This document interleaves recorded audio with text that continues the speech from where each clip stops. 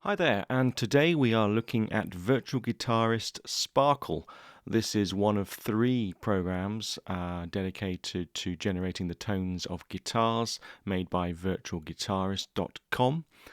This one is Sparkle. It's a 6-string electric guitar.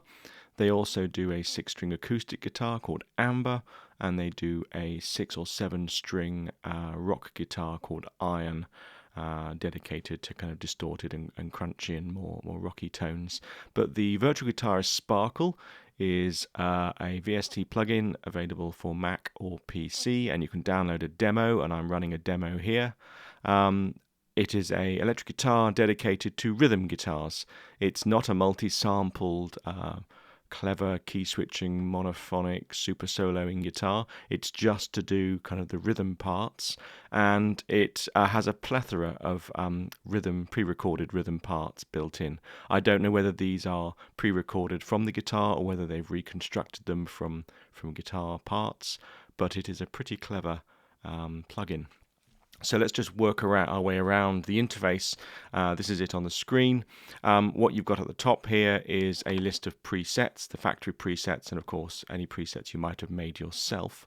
The factory presets are broken down into genres of music with a nice one called Introduction, which just gives you a few examples of the kind of things you can do. Below that, you've got the main interface where you can select the styles that you're playing. And then below that, you've got some of the controllers that you can use to control your sound. And if you were to make your own up, you can click on the Save As button and save it as your own style. You can't make your own phrases. There is no editor on board in order to edit the guitar phrases. If you don't like the ones they've got, you're not going to like this. But there are ways of getting around that by changing the feel, pulling back, pushing forward, for instance, the swing, and all these various effects down the bottom you can manipulate and try and generate tones which you like yourself. So what does it do? Okay, it's based on a keyboard structure, so you have to be a keyboardist to know what guitar parts are. It's not based on a string system. There is no fretboard to look at. What you've got down the bottom is 2 octaves. And you can see I'm hitting the keys on the keyboard here. I've got an 88-note keyboard, so I've got the luxury of having all these octaves to play at. You've got 2 octaves of common phrases, and these are, as they say, common phrases which are common to every single library within this software. So if you hit the bottom C here, it makes a silence. If you hit C2, C3, D2, E2, F2, etc., they play a standard set of phrases, and we'll have a little listen to them in a minute. Then the octave above that, from C3 up to B3, is style phrases. And you can see here, these are the styles that are indicated by this name here. So if I click on the style, I can choose a whole load of styles. And we've got Oakland Funk selected, which means the styles within this octave are the styles relating to Oakland Funk. And then from C4, which I accidentally hit a little while ago, all the way up to B6, these are the chord composing areas. If you just hit a C, I'm just hitting this C here. Just hitting C4 there, you'll see up in the little menu at the top here, it says C major. So if you just hit a single key, it plays C major. If you construct the chord with a C and an E flat, it plays a C minor. If you play the whole chord, it also plays a C minor. It's got some intelligence. If you play some weird chords, this is a C9 sus4, it knows you're playing that combination, which is really good. You've got only 2 octaves, or just over 2 octaves, to play with, so you can do some fairly interesting chords over those pitches. And if you play up the keyboard, you'll hear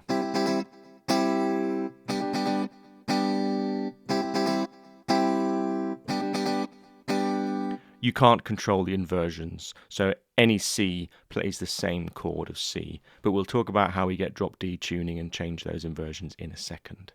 So if you wanted to do a first inversion of C and then a second inversion of C,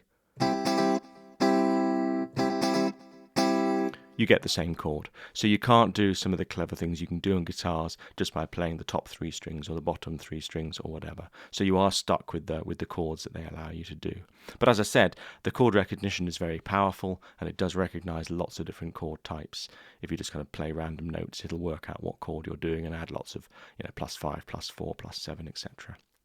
So that's the octaves you've got to play, the chords. So you just got to remember to stick your finger above C4 to play chords, between C4 and C3 to adjust the styles, and then from B2 down to the C1 is the common phrases. So as I said, we're in Oakland funk at the moment, and I'm just going to go through the common phrases just by playing a C. So I'm going to select silence, press the C, and lo and behold, it is silent. So the bottom button mutes everything. C sharp.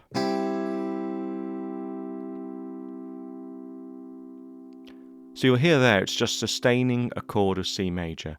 There are no rhythms involved, and there is no loops involved, which is fantastic. So if you're playing some kind of funky loop and you just want to end the piece with a C major open chord or a D major or whatever, there you've got it.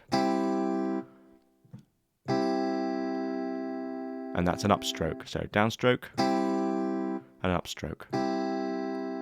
E flat, you've got a single octave note. So you've got C and an octave above C. E, you got the same but in a upstroke.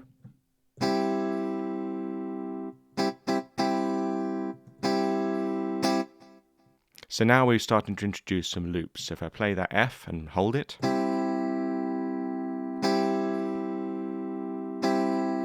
we're at a tempo of 120 beats a minute, so that's playing a chord every bar. Now I go to F sharp.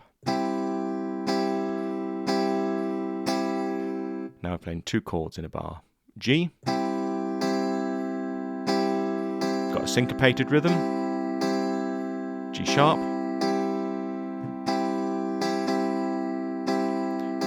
So we're starting to get some more rhythm in here. Now A, and B flat. So you can see these common phrases are kind of bread and butter. There may be some funky stuff going on and you just fancy just doing some bar chords over bars. It's nice and easy. And now we're looking at B. Okay, that's a very unsubtle rhythm there. C2. So now we're getting into a bit more kind of pull-up playing off beat, which is great. C sharp. A bit more of a driving rhythm there. And then we've got D.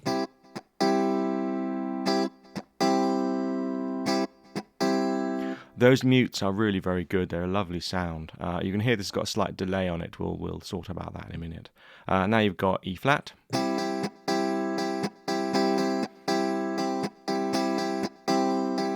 Now we're getting to the kind of rhythms that we're used to hearing. This is E, F, kind of a reggae offbeat there, F sharp, every beat, G. So we've got a nice little crescendo there, G sharp. We've got the upstroke crescendo, A. No, that's quite fun. So that repeats every bar, and you've got a little drop down there, which is nice. B flat. Kind of an offbeat, jangly rhythm, and then finally the B. And you can hear that that's off the beat as well. So I put a click to that, and just play a little drum beat in the background actually.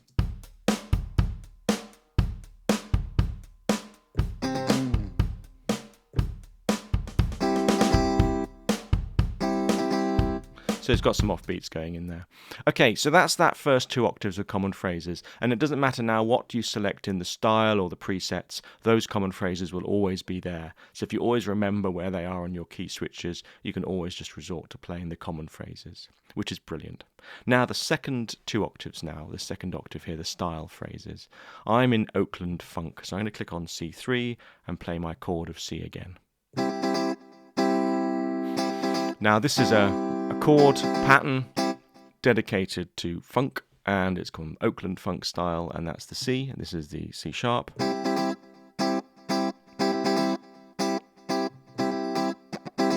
D,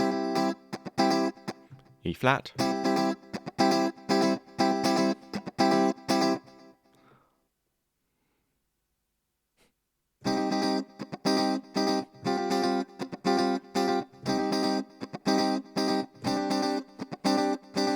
so you can get some quite nice rhythms there. This is the E one.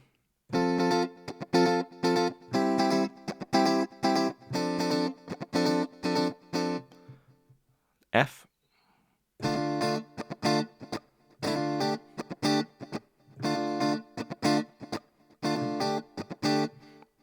F sharp.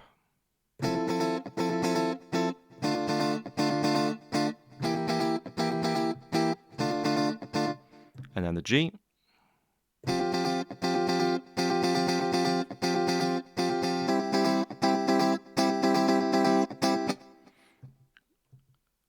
Now the F sharp.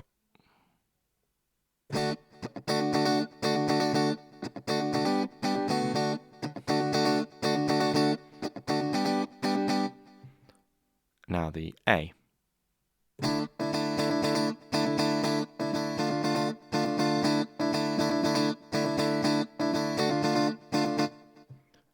B flat. And then finally, the B will stop, just stop dead. So if you wanted to build up some rhythms, if you remember all the way down the bottom of the keyboard there, that C sharp, so C sharp 1 is a sustaining chord. And you know that rhythm up here, so you could incorporate the two together and do a little rhythmic phrase ending in a sustained chord. So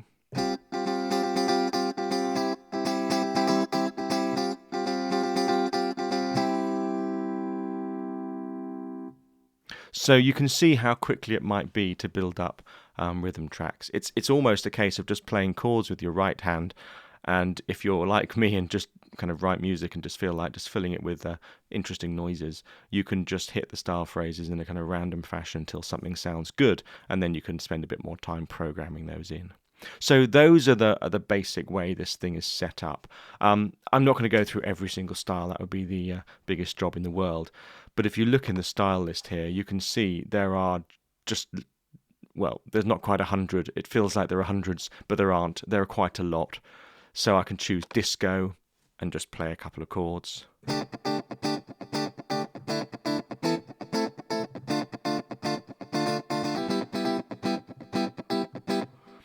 You know, you can see that the possibilities are pretty incredible. Pop 2016, whatever that is.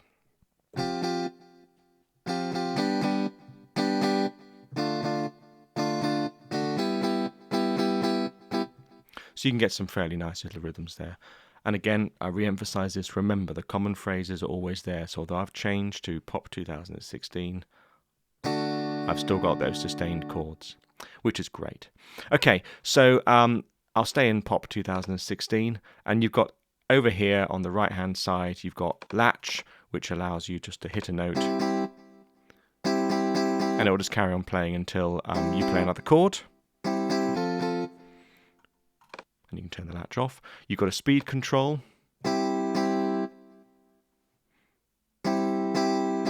which can do half speed, normal speed, and double speed. So you may actually find that some of the slower, more poppy rhythms work well at double speed in a faster context. You've then got the swing option, so let's just choose one that's a little bit more rhythmic.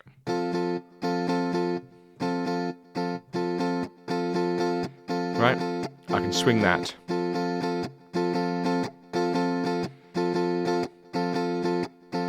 And you've got swing control, which is fantastic. If you right-click on any of these commands, you can learn a MIDI control. So for instance here, I can assign this to a slider, so I can play a chord.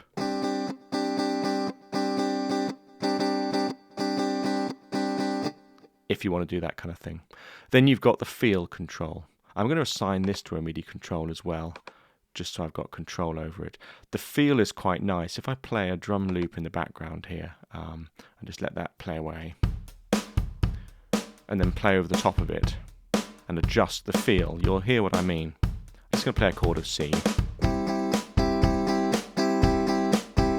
So pulling.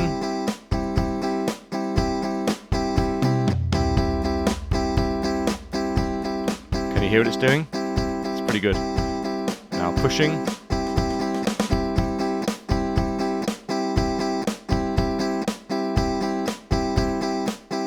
So although that's not a very subtle way of doing it, you can see what you can do is you can actually use the push and the pull to drive a little bit. And of course, because you control that with a MIDI controller, you can have it fairly tight in rhythm for most of your track, and then when you really need it to, just kind of push a little bit more. So as I said, I'm not going to go into lots of these different rhythms. I actually think it's really good for the price. $129 I think at the moment is actually a really good price for what you're getting a lot of essentially guitar loops. So if you like all those loops, brilliant. Now this is where this really comes into its own. We're going to keep ourselves on Pop 2016. We're going to keep that rhythm going on there, and we're going to look at the other controls. Starting from the left, we've got grit. Grit is what they say is their own kind of clever way of doing things. Grit essentially applies a lot of kind of crunch on the preamp side of this guitar, and you'll see what I mean when I just play it. So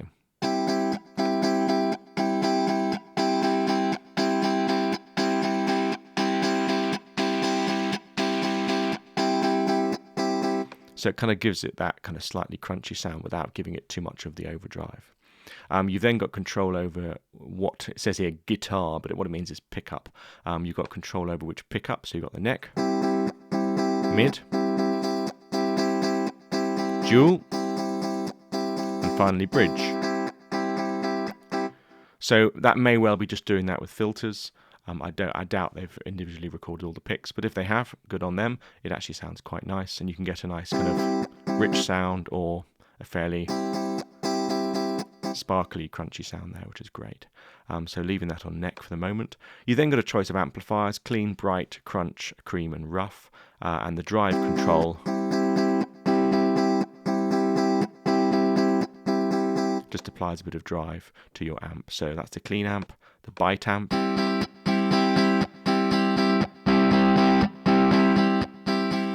which is a nice sound. Crunch is a brilliant sound.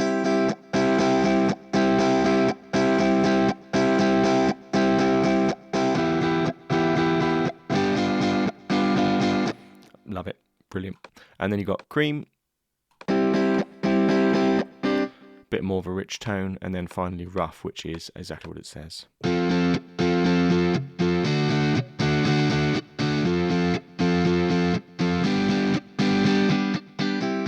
you can always bring it down and make it clean again, and of course you can assign that by right clicking and learning a MIDI control. Right, and down the very bottom here, right, let's put that all back on clean, turn the drive off, a little bit of grit. You've then got some tuning options. You've got drop D tuning. So if you listen to the inversion of the chord now, and then drop the D,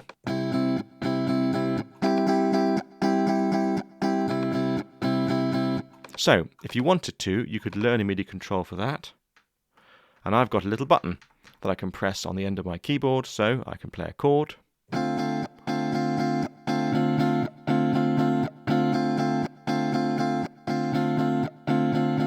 And control that if I wanted to, which is quite fun. Next to drop D, you've got doubling. Doubling does exactly what it says on the tin. It delays the right side of the speaker very slightly, or the left, depending which way you've done it, and it just pans the audio right out, left and right. So if I just play a chord,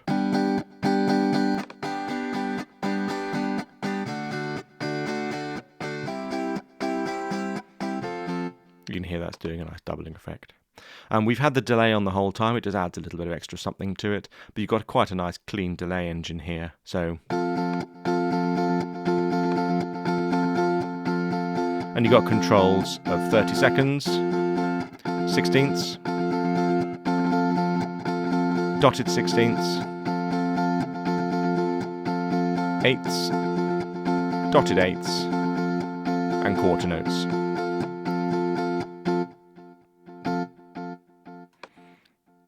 So if you're going to your kind of reggae, which thankfully this I think is in alphabetical order, so I'm just going to go ska-ish.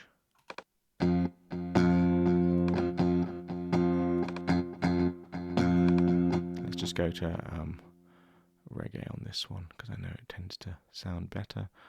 That one there.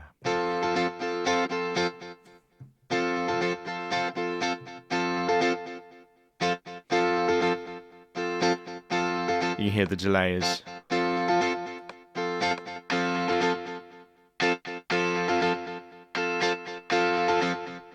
Is really good, lovely delay. Beyond that, you've got some chorus. You can't control the depth, the rate, and all the other things. This is just a mix of chorus. It's a little bit intense for me.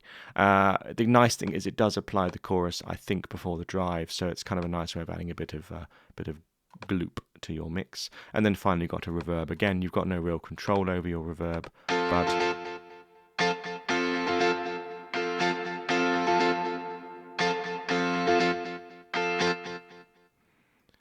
I was hoping that if you alt-clicked or anything on these, they'd open up a new menu where you can have a little play. But actually,